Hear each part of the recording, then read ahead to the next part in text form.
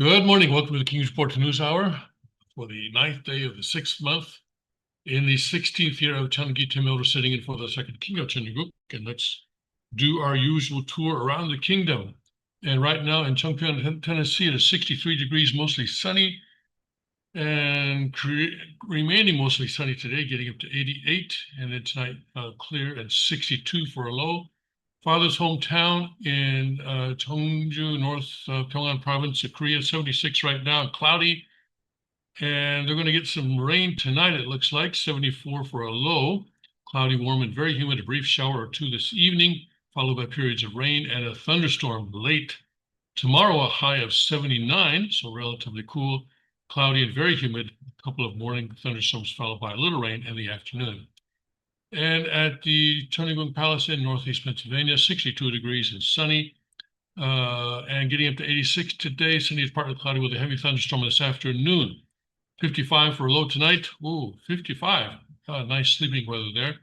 A thunderstorm in spots early this evening, otherwise mainly clear. Thunderstorms can bring localized damaging wind gusts. Liberty Rock RV Park and Campground in Limestone County, Texas, 76 degrees and rain right now.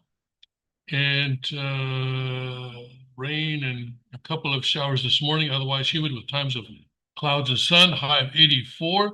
Tonight, mostly cloudy and humid, low of 75. At the Suncheon Palace in Korea, 80 degrees right now and partly cloudy, remaining partly cloudy and humid through the night, 74 degrees for a low, 95 for a high tomorrow. Hot, cloudy in the morning, followed by sun in areas of high clouds. At the Gunma Palaces in Japan, currently 83 and light with light rain, low of 74 tonight, and evening thunderstorm in spots, otherwise cloudy and very humid. Tomorrow, high of 94. What was Suncheon? 95. Okay, so Suncheon so far is the high mark. 94 tomorrow, mostly cloudy, hot and humid, thunderstorm in the afternoon. Elon, let's see if Elon can do better. Yes, they can. Okay. Right now, 84 degrees in Elon and clear, mainly clear tonight, low of 75 tomorrow, partly sunny and high of, yes, they take the prize at 96 degrees. All right, so that is what's going on there. And let's go to Father's Word. I'm in the book on earthly life in the spirit world. And this is actually a long speech that Father gave when in 1992, April 15th, 1992. All right, so Father is talking about the pair system, right? Pair system. We know that God has dual characteristics. He has essential dual characteristics of original Seong-sang and original Hyung-sang, and then he also has dual characteristics of original Yang and original Yin. And here, Father is saying that everything is relational. I don't want to say relative; that's a different meaning. But everything is in a relationship. Everything is in a relationship. And that's, I think, something that I don't think I'd ever heard before I came to the Unification Church. Before I started studying Father's Word, that everything is in a relationship, even minerals, even subatomic particles, and so forth. So even flowers have the power, have these, well, sight translating from the Korean here, have the power to pull towards themselves that which can become its partner. If something will be either its subject partner or object partner, it will pull that thing toward itself.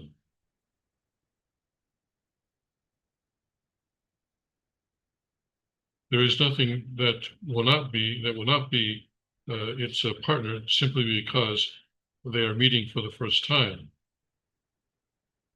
And that is the way it is with a compass.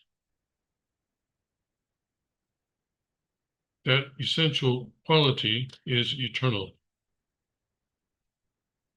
And in the same way, when you go to that kind of a place, your heart is joyful and you want to talk about it.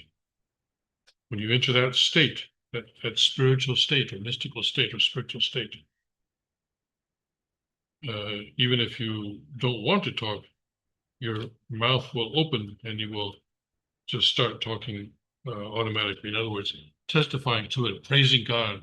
I guess that's what he is referring to. Everything's in a relationship, you know? And I guess that's why nobody goes to heaven alone. Yes, praise God. All right, let's look at what's going on. When the Ukraine war started, this was something that people were concerned about. that the U.S. would keep supplying weapons to Ukraine and eventually run low on its own weapons.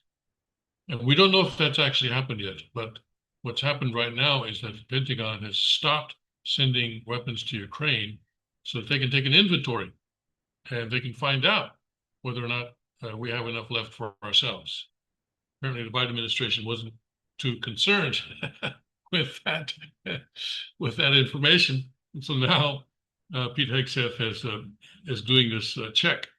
So until that inventory check is over, the weapons to Ukraine are being put on hold. And well, guess what? Some people are upset about it. The move was made to put America's interests first, a White House spokeswoman said, as U.S. munitions have been depleted in recent years. Well, this makes it sound as though we're already short, but actually, if you read the story, that's not quite the case. Defense Secretary Pete Hegseth has ordered a pause in sending a shipment of missiles and ammunition to Ukraine amid concern about the U.S. military's stockpiles, according to two defense officials, two congressional officials, and two sources with knowledge of the decision. So 6 people providing information on this to the NBC News. That's a well-sourced story, I would say. Hegseth ordered the delay weeks after he issued a memo ordering a review of the U.S. stockpile of munitions, which has been depleted after years of the United States sending weapons to Ukraine to defend against the Russian invasion, as well as nearly 2 years of military operations in the Middle East, as the United States fought Houthi rebels in Yemen and defended Israel and allies against Iran, 4 of the officials said. Yeah, we've been shooting off a lot of missiles and bombs and everything. So how much do we have left for ourselves? The munitions and other weapons could be held up until the assessment is complete, the 2 defense officials and 2 congressional officials said. And if the munitions are in short supply or needed in other parts of the world, like, China, they could be held back even longer. Yes, China, are you listening? The weapons being delayed include dozens of Patriot interceptors that can defend against incoming Russian missiles, thousands of 155 or 155 millimeter high explosive howitzer munitions, more than 100 Hellfire missiles, more than 250 precision-guided missile systems known as GMLRs, and dozens each of Stinger surface-to-air missiles, AIM air-to-air missiles, and grenade launchers, the 2 defense officials said. 2 congressional officials and 2 sources with knowledge of the decisions said. White House spokeswoman Anna Kelly said the decision was made to put America's interests first, following a DoD review of our nation's military support and assistance to other countries across the globe. The strength of the United States Armed Forces remains unquestioned. Just ask Iran. The Defense Department did not respond to a request for comment. At a closing news conference after NATO meeting at The Hague last week, President Donald Trump said the United States is trying to find Patriot air defense missiles to send to Ukraine. They do want to have the anti-missile missiles, Trump said of Ukraine, as they call them, the Patriots, and we're going to see if we can make some available. He said that the United States is supplying weapons to Israel and that, they're very hard to get. We need them too.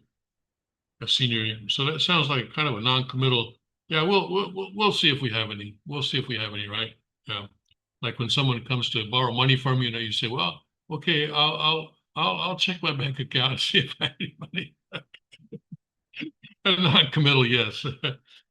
A senior Ukrainian lawmaker on Wednesday called the Pentagon's decision painful for Kiev's effort to defend itself against Russian airstrikes. This decision is certainly very unpleasant for us, a member of the Ukrainian Parliament's Defense Committee said. In Kiev, according to Reuters, he added, "It's painful and against the background of the terrorist attacks which Russia commits against Ukraine. It's a very unpleasant situation." Well, guess what? America does not have unlimited resources, in case you were not aware. Yeah. Ukraine's foreign ministry also met with John Ginkel, a U.S. diplomat based in Kiev, to discuss military assistance and defense cooperation between the 2 countries. It was stressed that any delays or hesitation in supporting Ukraine's defense capacities would only encourage the aggressor to continue the war on terror rather than seek peace. But come on, question. I have a question. Is the United States the only one with weapons around here? No. What's going on? I guess the U.S. weapons are the best in the world, right? What about the Europeans, right? I think I saw an article that Canada was supplying something now. Canada. Let me look that up. Canada. Here we go. Let's see here.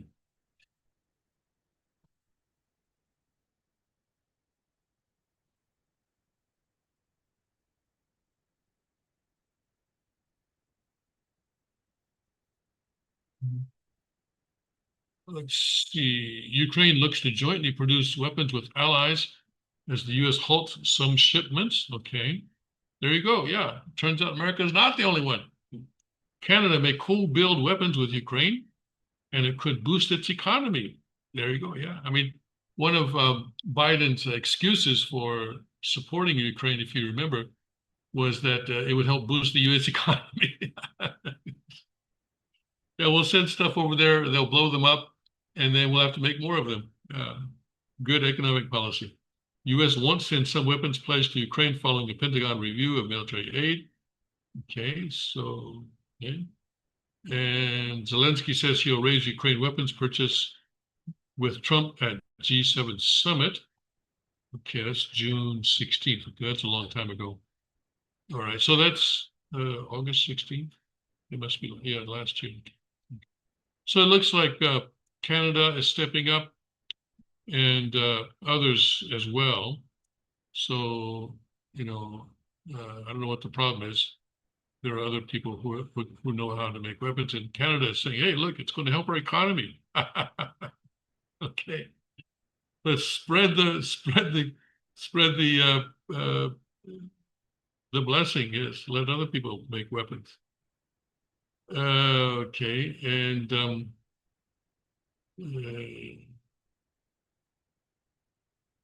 but I think you know, they're going to find that the U.S. after all is the best source, and perhaps if the U.S.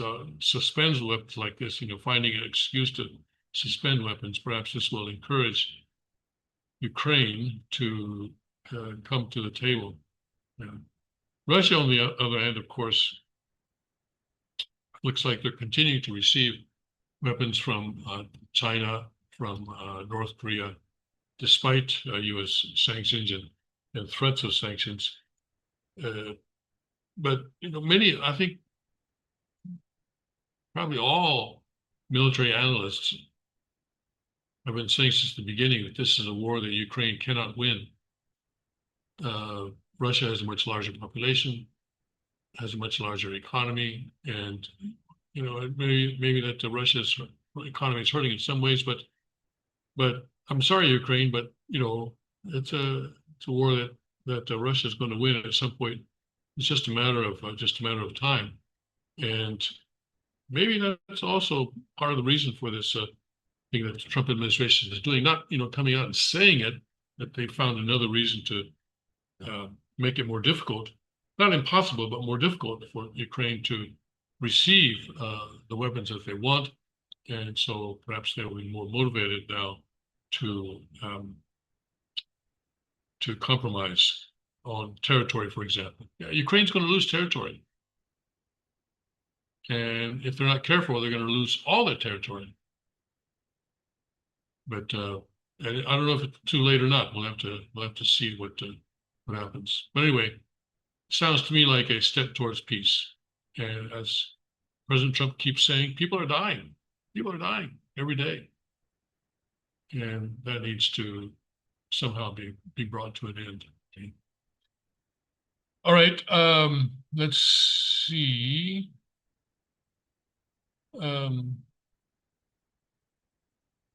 Let's see. I wanted to do story of okay, well, I guess we'll do this one. Nope. Okay. Trump has done a trade deal with Vietnam, and guess who's upset? China. China is very upset that Trump has successfully done a trade deal with Vietnam. China has sharply criticized the new trade agreement between the United States and Vietnam, accusing President Trump of using tariff negotiations with third countries to undermine Beijing's export dominance. Perish the thought.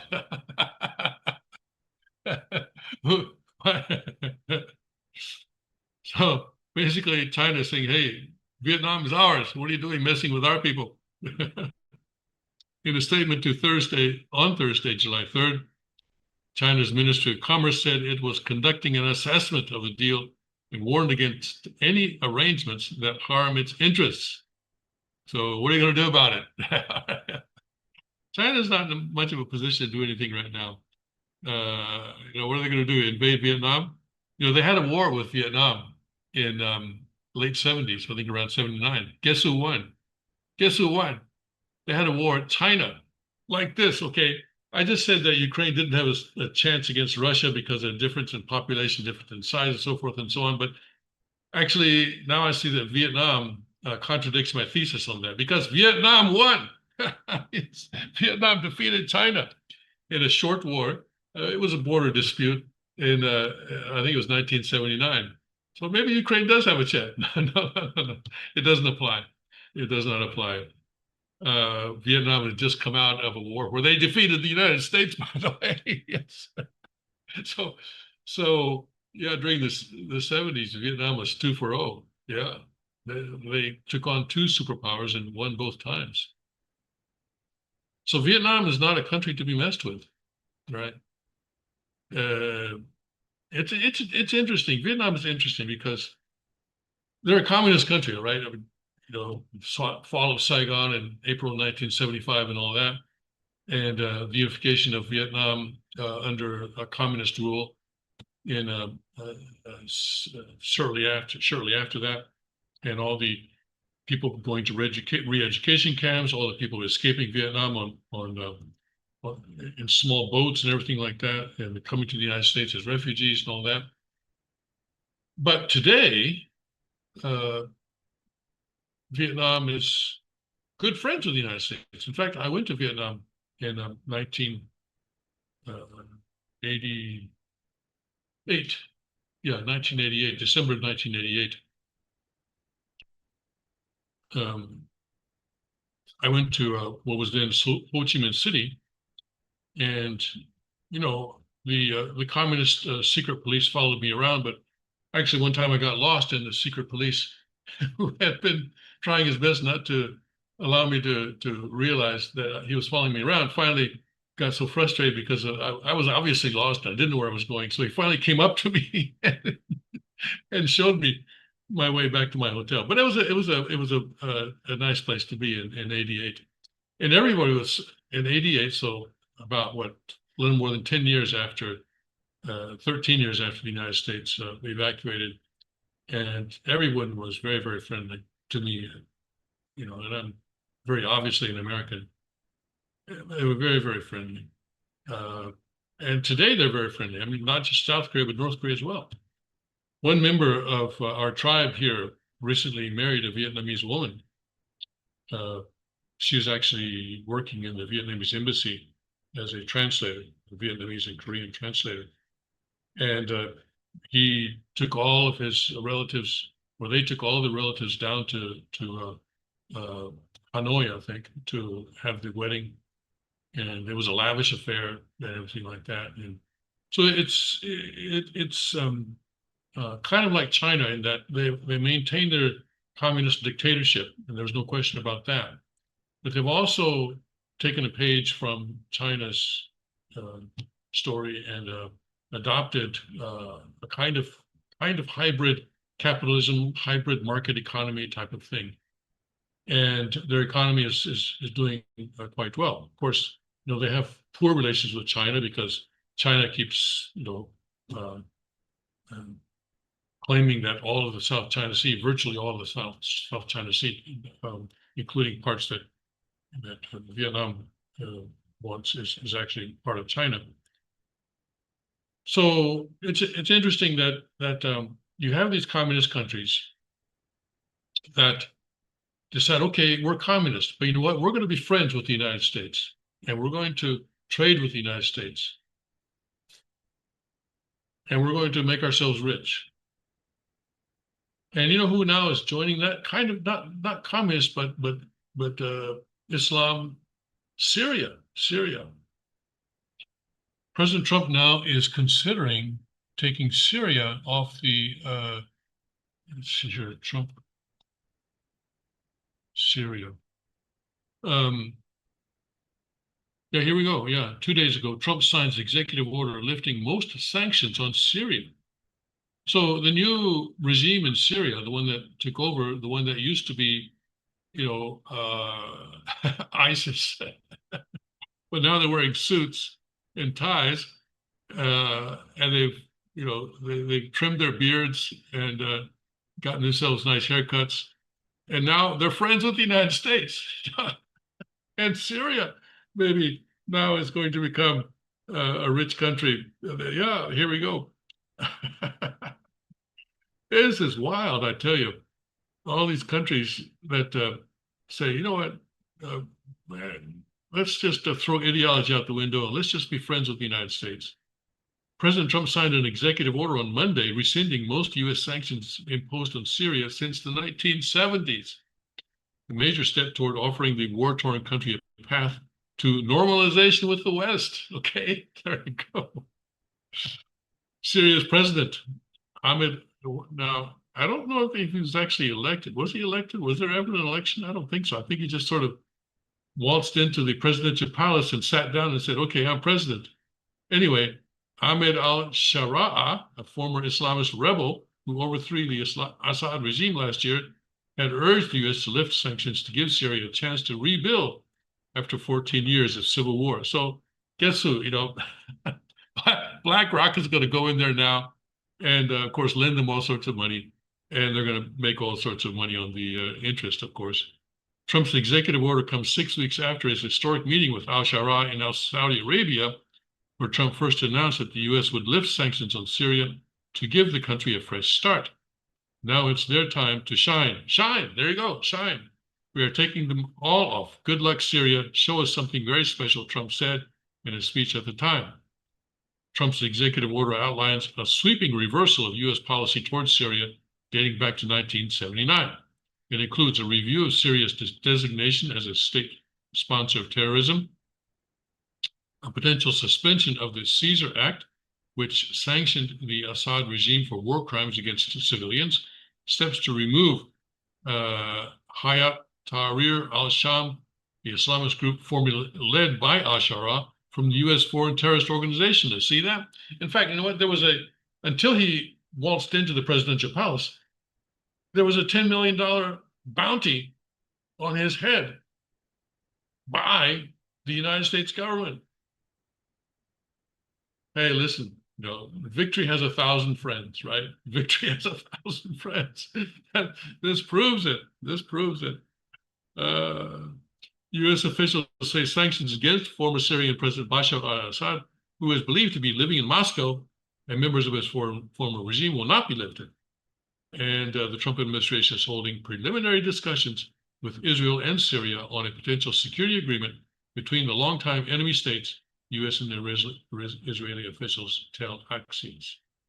It's crazy, I tell you. It's a crazy world, crazy world. Today's Islamist revolutionary with a $10 million bounty on his head, tomorrow is shaking hands with the President of the United States. All right, well, yeah, there you go. And I'm sure they're going to make a lot of money. Yeah, they're going to become rich. Congratulations. It's always good when people become rich. All right, let's see here. Yeah, I was going to do this story a little bit later. I'm still doing the Vietnam story. Okay, so Vietnam anyway. So China is upset that their interests with Vietnam are being undermined by President Trump. All right. And China, of course, is getting boxed in, isn't it? They have they've had a real estate crisis now for several years. Unemployment of youth crisis, of course, going on. And now they have a banking crisis going on as well. Um, so and now President Trump is eating away at their relations in Southeast Asia, not only in Southeast Asia, but in other parts of the world as well. China is not having a good year so far, and we hope it gets worse. We hope, we hope, and we pray that it gets much, much, much worse for the Chinese Communist Party, not for the Chinese people. We love the Chinese people, and we want the Chinese Communist Party to um, uh, come to the end of its reign, dictatorial reign over tyrannical reign over the Chinese people, so that they can be liberated, and then they'll probably become extremely rich as well once they're liberated, because they have a very innate knack at trade, I think, or that's what I hear. Okay, well, let's go back to that story about China invading Siberia. This is a speculation story, and I usually don't do speculation stories, but hey, it's July. Not a whole lot of news, so what the heck? China's threats against Taiwan get a lot of attention, but a far more audacious plan is unfolding in Beijing. Emerging evidence drawn from internal Chinese deliberations and a leaked Russian intelligence document suggests that China's ambitions are pivoting north to Siberia. And this is not surprising because, as you might expect, over the years, China and Russia have traded territory, and some cities that are now Russian in the Far Eastern Russia, that is, in the far eastern part of Russia, Far East Siberia, used to be Chinese. And there's actually a lot of, truth be told, Korea actually has a claim, or they think they have a claim on a big chunk of China. I went to a dentist this was years ago, and I'm waiting in his office, and this is in Seoul, right? I'm waiting in his office to see a map on the wall. It's a map of Korea, but it's not a map of Korea. It's a map of Korea that defines Korean territory as, of course, all of the Korean peninsula, but that's not all. Also, a whole lot of northeast, what is today northeastern China, and some of Russia as well, is defined on this map as part of the Republic of Korea. So, I'm sure that will come up once North and South Korea are united. Korea is going to say, "Oh, by the way," "Oh, by the way," especially if the Chinese Communist Party falls and there's a lot of sort of chaos and confusion in China, and they sort of break up like China always does in its history. Then Korea may say, "Yeah, oh, by the way, some of that land is ours." Quite possible, and we'll have to see what happens then. It's going to get very interesting. Okay. Anyway, so China's ambitions are pivoting north to Siberia. Okay, well, not bad, not bad. Yeah, we want China and Russia to fight each other. We want the two countries on the satanic side to fight each other. That would be very beneficial to God's providence. That is for sure. This shift, driven by Chinese resource hunger. Yeah, but one thing Siberia has a whole lot of resources. Geopolitical opportunism and Russia's weakening grip could reshape the global order in ways the West has yet to fully grasp. This has been discussed for a long time, though. One of the problems that Russia has always had, even back in the 19th century, is that they don't have the population to really justify their immense expanse of land territory.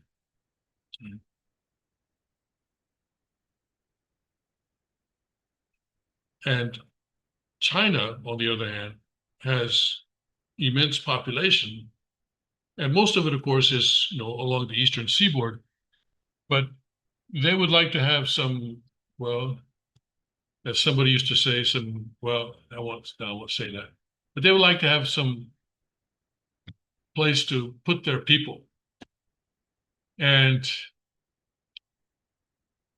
there has been some theory, for example, that China actually wants to send their people to America so as to take over American land. But this opinion piece is saying that, well, they're not denying this, but they're saying, well, actually, China wants to push northward. It's possible. It's possible. And it would be beneficial to God's providence, certainly, if China and Russia go to war like this. Moreover, the staggering costs of invading Taiwan and Siberia's role in fueling China's economic growth make the northern pivot increasingly likely by 2027. That's interesting. China's fixation on Taiwan, fueled by national pride and Xi Jinping's vision, remains a rhetorical cornerstone. However, if a full-scale amphibious invasion would be a logistical and economic nightmare. Hitler was stopped by the 22-mile gap between France and the UK. The Taiwan Strait is 5 times wider, and the 100-mile wide checkpoint is heavily defended by Taiwan's modernized military and backed by explicit and implicit US and Allied support. Hitler was stopped by 22 miles, and Taiwan has 100 miles. Okay. A comprehensive 2023 war game conducted by the Center for Strategic and International Studies concluded that a Chinese invasion would likely fail and come at a staggering cost to all parties. The study projects that in a 3-week conflict, China would suffer devastating losses, including an estimated 10,000 troops killed and the loss of 155 combat aircraft and 138 major ships. The economic fallout would be catastrophic. A 2024 analysis by Bloomberg Economics, and by the way, CSIS is a globalist organization, and of course Bloomberg Economics as well, estimated that a war over Taiwan would cost the world approximately $10 trillion, equivalent to 10% of global GDP. Taiwan, and if certainly China were to invade Taiwan, or if they were to send a significant military force in the direction of Taiwan, yes, stock markets around the world would collapse. That is for sure. That would be, I don't know if you can really call it a black swan event, because, a black swan event is something, as I understand, is something that is not impossible, but is so improbable that no one prepares for it. And then it hits and everybody's taken by surprise. And also it has to be one that is something that also has significant ramifications. And the China's invasion of Taiwan is not something that people consider to be improbable. It's actually something that people are saying, yeah, it's going to happen. Not this year, but about 2 or 3 years. So strictly speaking, I don't think it qualifies as a black swan event. China's invasion of Russia, that would be interesting. That would be interesting. How would the markets react to that? I don't know. Well,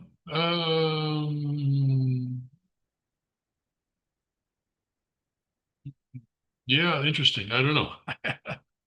I don't know. Taiwan's dominance in semiconductor production means any disruption would cripple global supply chains. There you go. So that's why markets would crash, including China's own tech sector. These prohibitive costs, coupled with the high risk of a broader, protracted conflict with America and its allies, make a near-term invasion of Taiwan increasingly improbable, this person says. This is this guy's opinion, man. This is not fact, it's just his opinion. John Loringen, let's see who he is. Let's see, who is this guy? Is it Harvard MBA? Okay, well, that's either a plus or a minus, depending on who you are. With substantial international business experience and the author of 2 books about Russian biowarfare activities, containment and outbreak. All right, so he's at Harvard MBA. All right, so, all right, let's see here. In contrast, Siberia offers a tantalizing prize with fewer immediate risks. Its vast reserves of oil, gas, gold, diamonds, rare earth minerals, and fresh water are critical to sustaining China's resource-strapped economy, especially the fresh water, I think. China is kind of low on water right now. China's, especially the southern areas, China's arid northern provinces face chronic water scarcity. I'm sorry, is it the northern areas? I guess it is. Okay. The North China Plain, an agricultural and industrial heartland, supports 20% of China's population, with only 5% of its fresh water. Siberia's Lake Baikal alone holds 20% of the world's unfrozen fresh water, a resource that could be diverted to transform China's north. This strategic calculus is underpinned by a growing sentiment within some Chinese circles that Russia is a power in decline, unable to effectively manage or defend its resource wealth. Siberia's resources could fuel China's projected GDP growth targets, addressing soaring energy demands. China is the world's largest crude oil importer, and securing critical rare earths essential for its dominance in green technology and advanced military industries. In 2023, China's rare earth mining quota surged to 240,000 tons, yet its demand continues to outstrip domestic supply. Russia's weakening grip enhances Siberia's allure. A leaked document purportedly from Russia's Federal Security Service has detailed Moscow's deep-seated fears of Chinese demographic and economic encroachment in the Far East. And this has been true for a long, long time, for years and years and years. Demographic encroachment. In other words, well, that's what Biden was doing across the southern border, right? Demographic encroachment. And China's been doing kind of the same thing, but much slower, but steady. Well, Chinese people have been moving into Siberia, moving across the border. Russia's military, severely depleted by the protracted war in Ukraine, has reportedly diverted a significant portion of its eastern forces westward. This has left the vast 6 million square mile territory of Siberia, home to 30 million people, dangerously under-defended. 30 million people, 30 million. That's a tenth, less than a tenth of the population of the United States. And when you look at how vast Siberia is, that's not a population that can really support that kind of a landmass against foreign invasion. The report, as described by the New York Times, notes an alleged increase in Chinese intelligence activity, including efforts to recruit Russian scientists, target military technology, and subtly assert historical territorial claims, such as the use of the name Haishenwai for Vladivostok on official maps. So that was what Vladivostok used to be called when it belonged to China, right? These actions tap into historical grievances over the unequal treaties of the 19th century, through which Russia annexed vast territories from China during the Qing dynasty. Yeah, the 19th century was a bad century for the Qing dynasty. Opium Wars, of course, 1840s, and then France, Russia, UK, and also America were eating away at China's territory. And a lot of what they call unequal treaties were signed back then, or the Qing dynasty was forced to sign them. And China is, somewhere in their psyche, they keep saying, well, Vladivostok actually belongs to us, and we should take it back. Russia's eastern defenses are in a precarious state. A recent analysis by the Institute for the Study of War underscores the unsustainability of Russia's equipment and personnel losses. The report explains that the high rate of attrition and the finite nature of Soviet-era stockpiles will likely lead to a point of diminishing availability of crucial military hardware by late 2025 or 2026. Yeah, that war is really eating up a lot of weapons for both America, Russia, China, I guess, also, if China's shipping stuff up there. The systemic weakness affects the entire Russian military, including forces stationed in Siberia, which have been drawn down upon to support operations in Ukraine. Reports from the region describe garrisons stripped of experienced personnel, reliant on outdated equipment, and undertrained conscripts. And oh, by the way, there's an article that says that North Korea may be getting ready, you always have to say may with North Korea because you don't actually know what's going on, but they may be getting ready to send as many as 30,000 troops to Russia. to fight in Ukraine. 30,000 troops. And that hasn't hurt God's providence either, because the fewer troops North Korea has left, of course, they have a whole lot more than that, but still, every soldier counts. They send them to Ukraine, and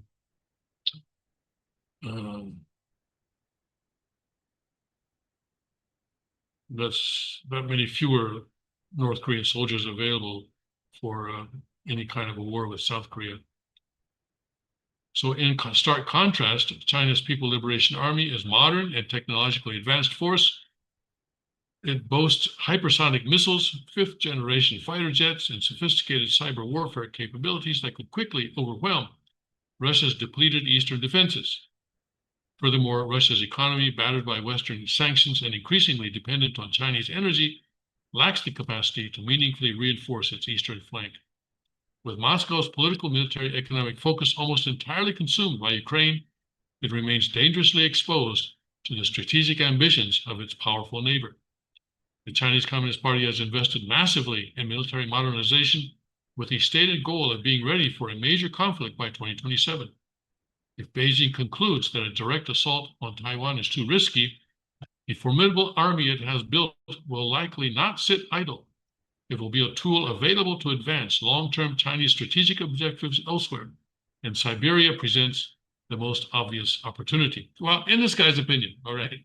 And what we learned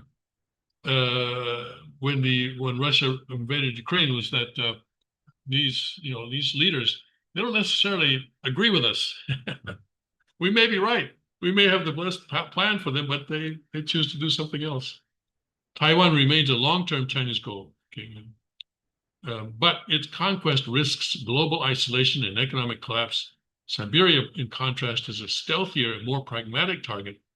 The West, distracted by the conflict in Ukraine and the persistent threat to Taiwan, is unlikely to intervene. Of course not. Yeah, we're not going to intervene if China goes to war with Russia. Have at it. Knock yourselves out. Unlikely to intervene decisively in a region where it has long deemed peripheral to its core interests. Russia, economically tethered to Beijing and militarily weakened, might be forced to limit its retaliation to avoid losing its most crucial trade partner. Well, as I read this, though, I keep thinking that China has Russia has other options. If Russia really is this weakened, and if Russia agrees with this author that China is super strong and everything, then Russia may simply offer China some territory. So it'd be sort of a peaceful conquest. And then, I think from the perspective of God's providence, it'd be better if they actually start shooting at each other, because then that would consume resources, and that would, of course, take the pressure off of Taiwan. It would also potentially bring more instability to China internally, domestically. Interesting to guess which side would North Korea fight on. I guess North Korea is obligated now by a treaty to support Russia if China invades Russia. That's interesting. So this has all sorts of ramifications.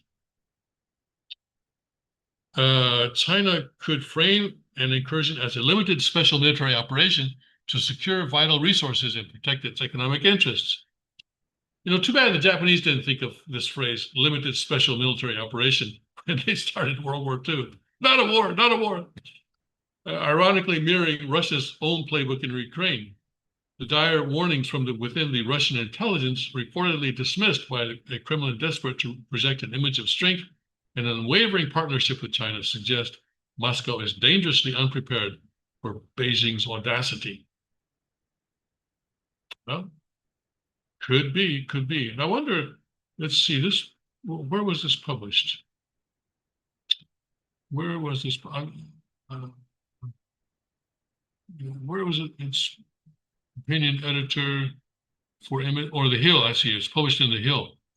The Hill is a publication that specializes in, politics, American domestic politics, and obviously it's read by the Chinese embassy in Washington and the Soviet embassy in Washington.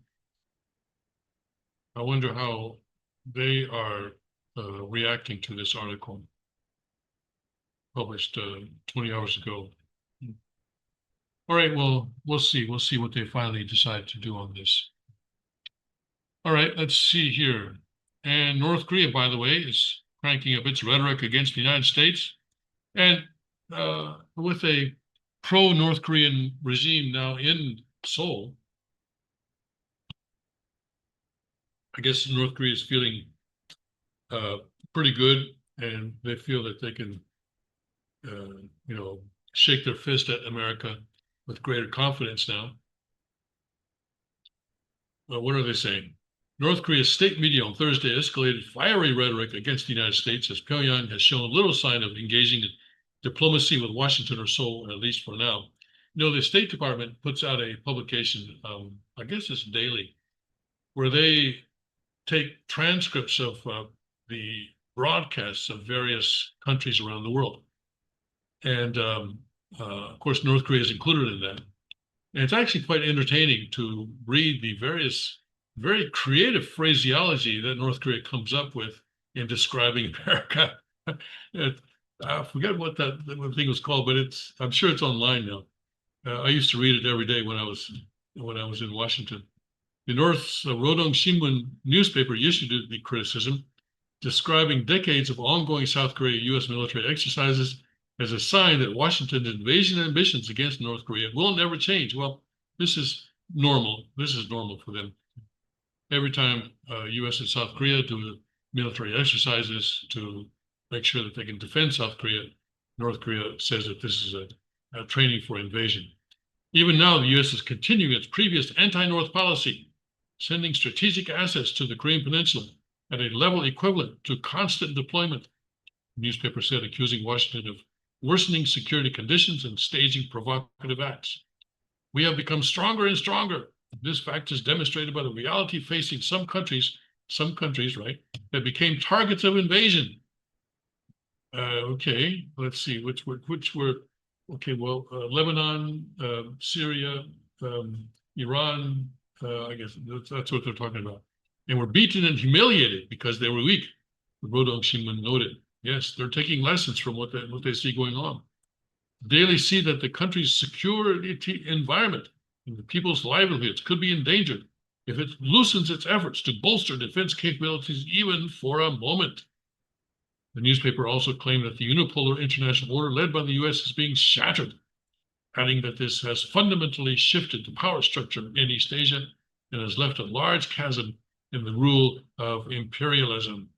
And this is a poster of a North Korean soldier firing his weapon at something.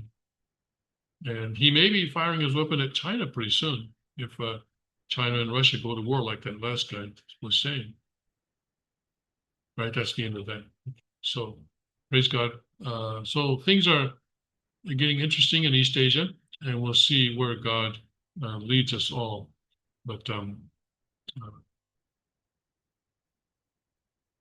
we hope that that China will be discouraged from invading Taiwan. That would be a terrible thing in many ways. As the article said, it would certainly crash the world economy. He was saying that damage caused would be $10 trillion, which is 10% of the worldwide GDP. And that's a pretty big chunk. And the semiconductors, Taiwan actually has developed its semiconductors and become indispensable because they feel that this is one way that they can protect themselves against an invasion. But China is trying to find a way to get around that, a workaround there. So it's not something that's going to last forever.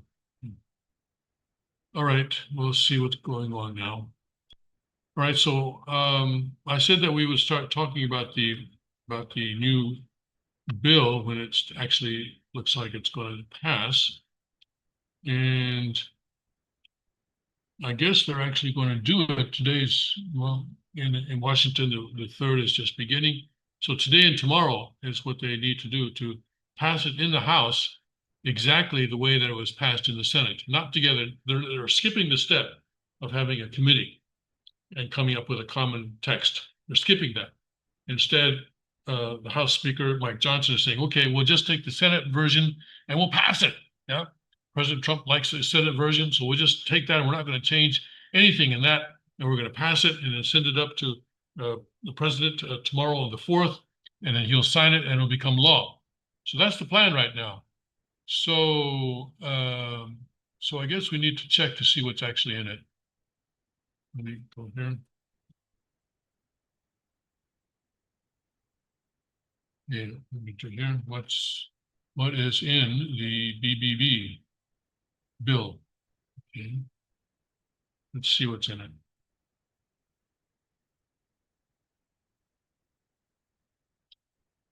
Alrighty. Okay.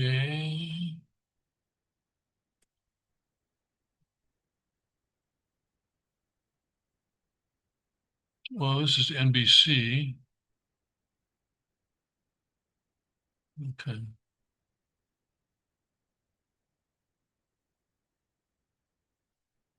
And it's not certain that it's going to pass, but they'll probably get it passed. Yeah, they'll probably get it passed. You know, President Trump is threatening to primary anyone who votes against it. So, you know, he's using all sorts of threats to get it passed. Oh, look at this. There's a breaking news. 147,000 jobs in June, beating estimates and relieving some concerns of a workforce slowdown. So, uh, so that's going to put, well, I'm not sure how the Fed is going to look at that. We'll see. Anyway, here's what's in the Senate version of the big, beautiful bill. All right, let's see what's in it. Okay. Tax cuts. Well, Republicans are seeking to permanently extend the tax rates Trump signed into law in 2017, which are set to expire at the end of this year. Okay. State and local tax deduction demanded by House Republicans would allow people to deduct up to $40,000 per year for 5 years from their federal taxes that they pay locally. All right. No tax on tips, overtime, and car loans. So you can deduct your car loans from your income, and you can also, it looks like you can deduct your overtime from your income. Well, that's something. Okay. The bill also features a temporary tax break of $6,000 for seniors that phases down as income increases. All right, well, I have to see what that's about. Child tax credit permanently increased the annual child tax credit to $2,200. Republicans have proposed bumping it to $2,500, but scaling back to $2,000 after 2028. I think this also has an income ceiling, doesn't it? I've never taken the child tax credit. I think I've always been above the income, the ceiling. And immigration enforcement, the package would provide Customs and Border Patrol with some money to build the border wall and associated infrastructure like access roads, cameras, lights, and sensors, and also $2 billion for the Department of Homeland Security, $29.9 billion for immigration and customs enforcement. That's going to be around $150 billion. And $25 billion for a Golden Dome missile defense system, $29 billion for shipbuilding, and $15 billion for nuclear deterrence, among other provisions. So $153 billion for the military. Medicaid cuts. Republicans targeted the Medicaid program, which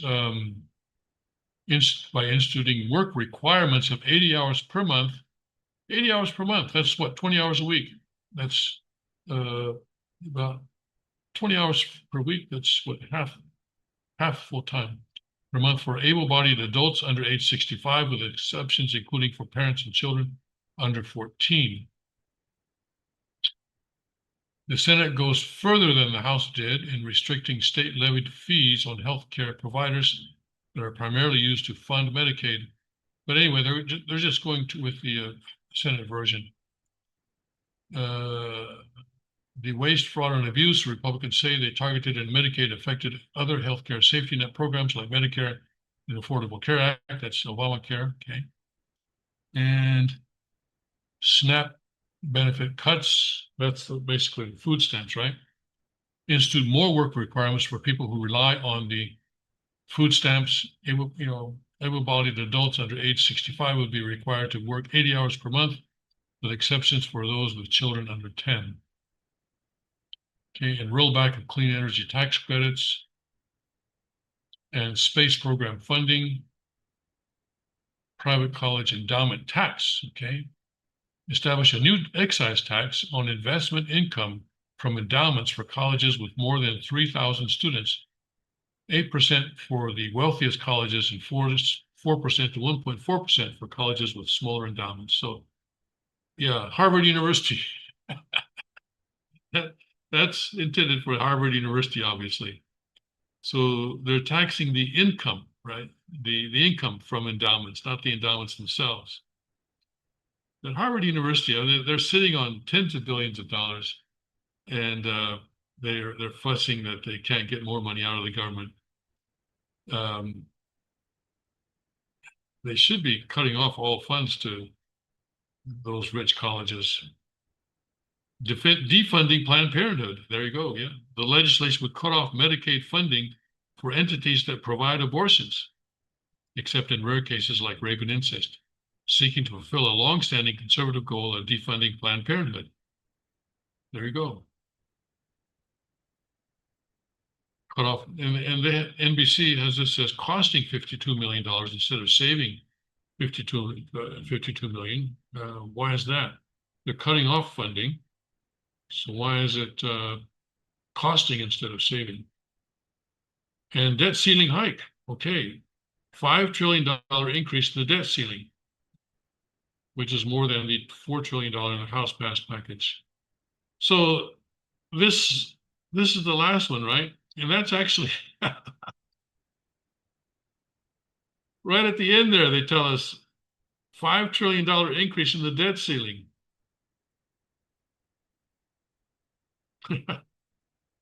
So what is that going to do? Right now, the U.S. Government debt is 37 trillion, 37 point something. And now they're going to raise that to at least 42, right? And at least 42 trillion. And Jerome Powell has been, is the most recent of many chairmen of the Federal Reserve that have said the United States is on an unsustainable path, unsustainable. Maybe people in Congress need to look up the word unsustainable, I don't know, in their dictionaries, but it means that things are going to collapse. We don't know when. Could be soon, could be later, but unsustainable means that we cannot keep going this way without collapsing. And it's not just one or two people who are saying this. And not just, Federal Reserve people, it's also bankers like Jamie Dimon and its economists, left and right, all right? And everybody's saying that this is not going to work.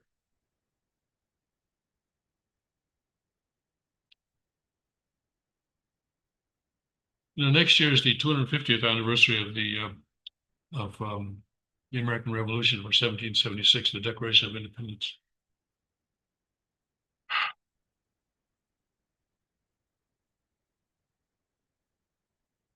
But I think people are going to begin to say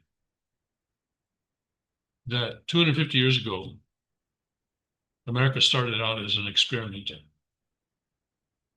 And I hate to say this, but that experiment is failing or has failed. And, this thing with the debt ceiling and thing with the national debt and all our other kinds of debt as well. And I know it's time for me to go, but just 30 seconds.